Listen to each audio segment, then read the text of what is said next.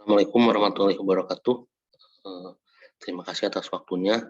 Pada kesempatan kali ini saya akan memaparkan tentang PDD UKT-PT pengajaran, atau di sini dalam hal ini lebih ke memperkenalkan mata kuliah yang saya ampu.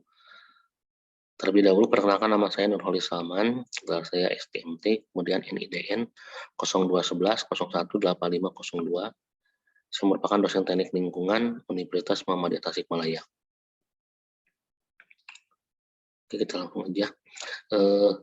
Jadi pada penjelasan mata kuliah kali ini itu ada 3 hal yang menjadi dasar penyampaiannya, itu delivery, interaction, dan assessment. Jadi di IE ini sesuai dengan tagline dari Serdos 2021, Smart Serdos 2021. Kemudian judul mata kuliah yang saya ampu ini perancangan tempat pemrosesan akhir atau TPA. Kemudian di sini latar belakangnya. Kedudukan mata kuliah dalam struktur kurikulum yaitu mata kuliah perancangan tempat pemrosesan akhir ini termasuk dalam mata kuliah bahan kajian ITEX, mendukung dengan kelompok bahan kajian pengelolaan limbah padat.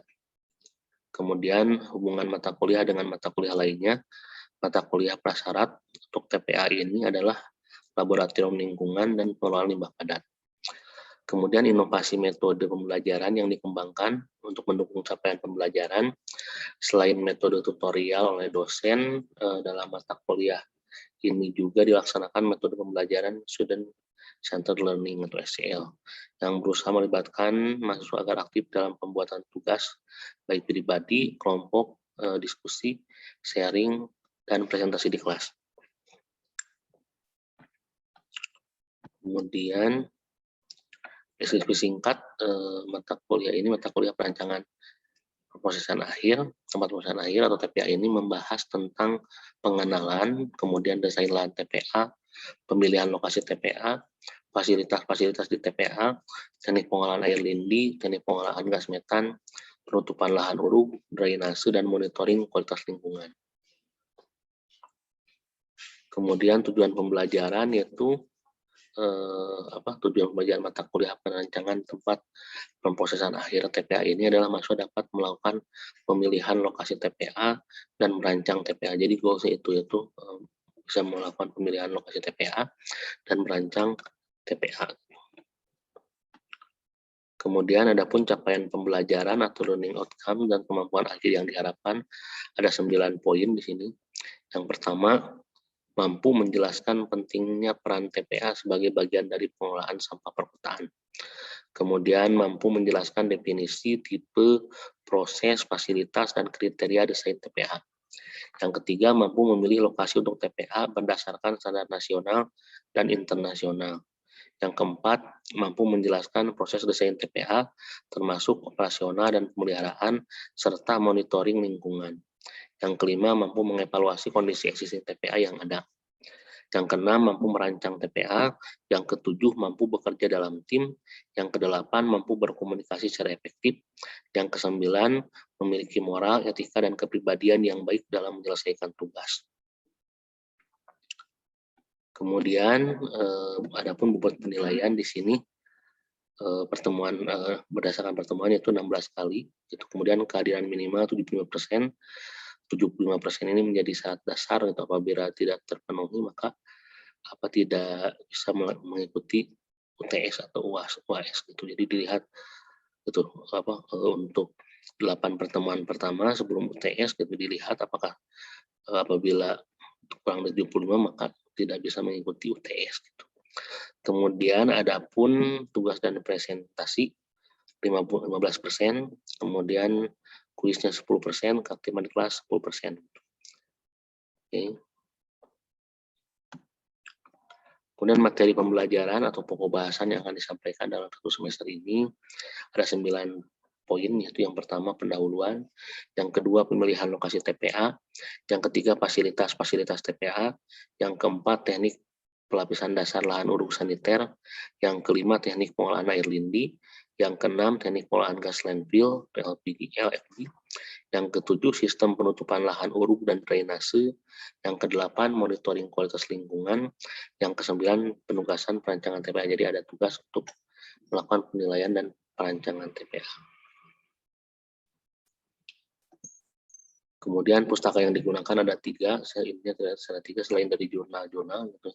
Tapi yang pertama, Tobak Nurus et al. Handbook of Solid Waste Management, McGraw-Hill 2002. Kemudian Henry Damanhuri 2010, teknik pembuangan air sampah. Kemudian yang ketiga, Profesor Henry Damanhuri 2016, pengolahan sampah terpadu.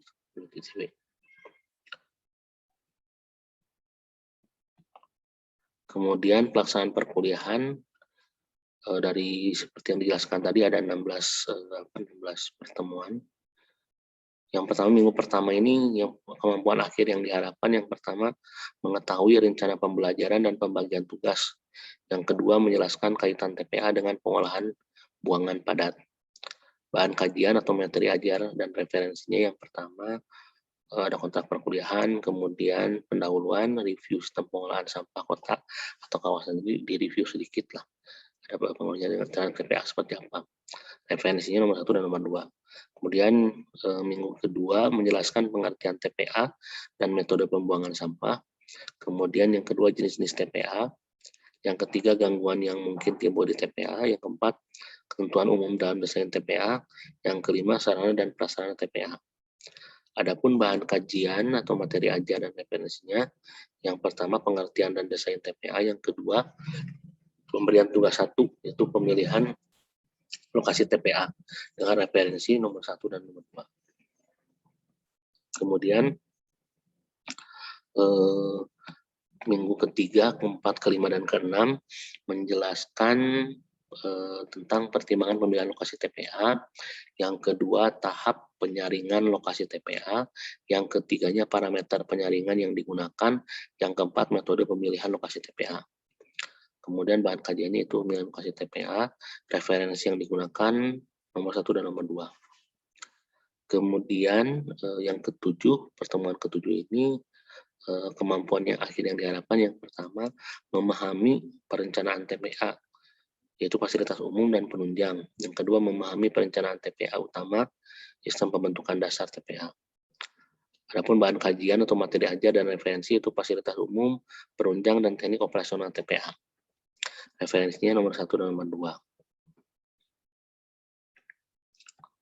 Kemudian ini minggu ke-8 yaitu ujian tengah semester atau UTS, semua materi dari pertemuan 1 sampai 7 tes tertulis. Kemudian minggu ke-9 menjelaskan dasar-dasar pengolahan lindi, perhitungan debit lindi, kemudian metode pengolahan lindi.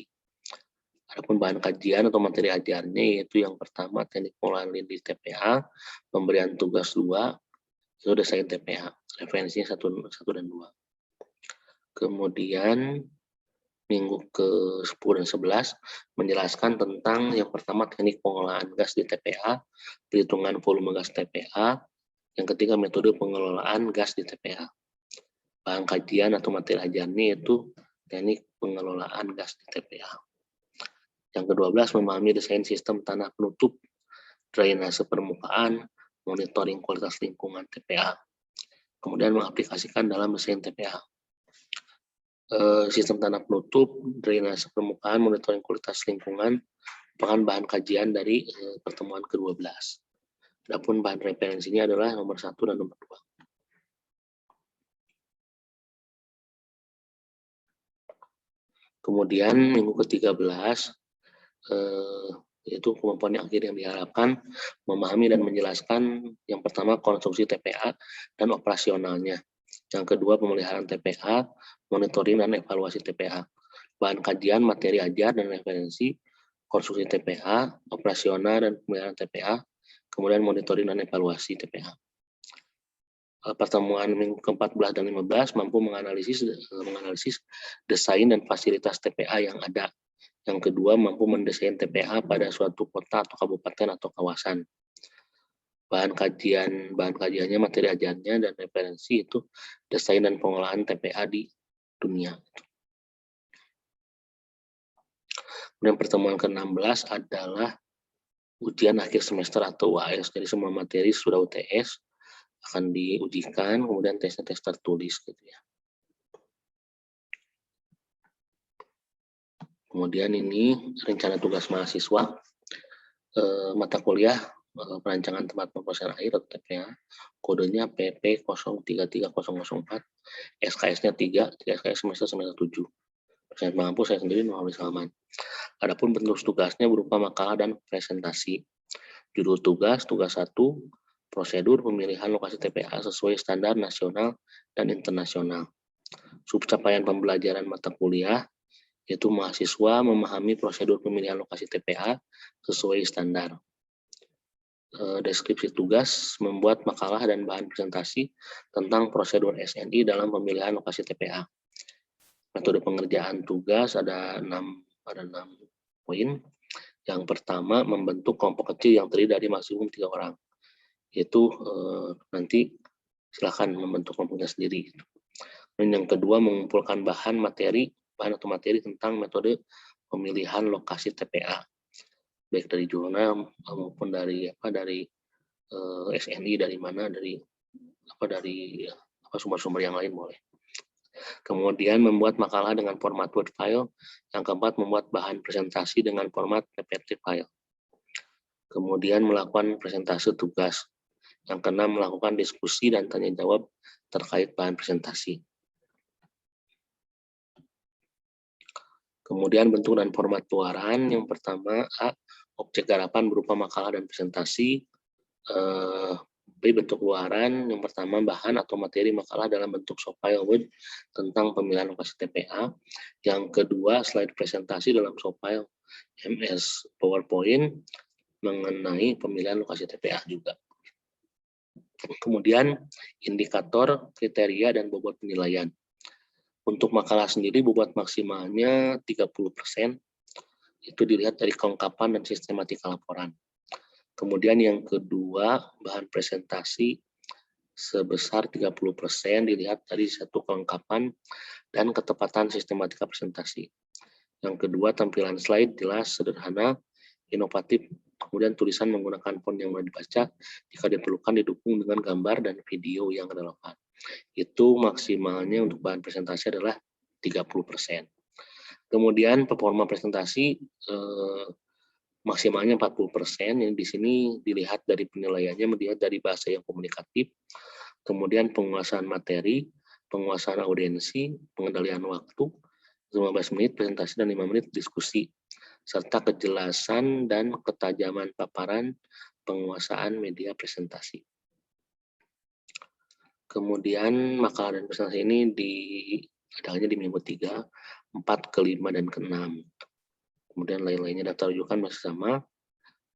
Jadi dari Profesor Tobak-Nurus et al., Integrated Solid Waste Management, Rohil. Kemudian ini juga ditambah dari Badan Standar Nasional Indonesia atau SNI untuk pemilihan lokasi TPA. Jadi itu penjelasan mengenai mata kuliah yang saya ampu, yaitu perancangan tempat pemrosesan akhir.